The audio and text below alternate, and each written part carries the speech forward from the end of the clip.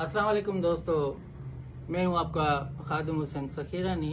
आज मैं सिंध के बेहतरीन सिंगर मोहतरम सज्जाद सोलंकी साहब के पास उसके अकेडमी पे आया हूं और उसके साथ बैठा हूं। बहुत मेरी खुशनसीबी है कि आज सज्जाद से मुलाकात हुई है काफ़ी दिनों के बाद और उसके पास बैठे हैं और आज आपको एक गज़ल सुनाएंगे, आपकी नज़र करेंगे और डेडिकेट करेंगे उस्ताद मेहदी हसन साहब को।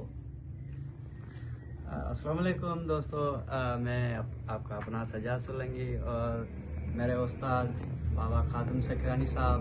काफ़ी दोस्त मुझसे पूछते हैं कि भाई आपका उस्ताद कौन है, तो मेरा उस्ताद बाबा बैठा हुआ है। बाबा खादिम हुसैन सखीरानी साहब मेरे उस्ताद हैं और बाबा सही के बड़े मेहरबानी जो आज अपने कदम मेरी बैठक पे ले आए और बाबा को कहेंगे कि मेहदी साहब की जो है गज़ल सुनाए।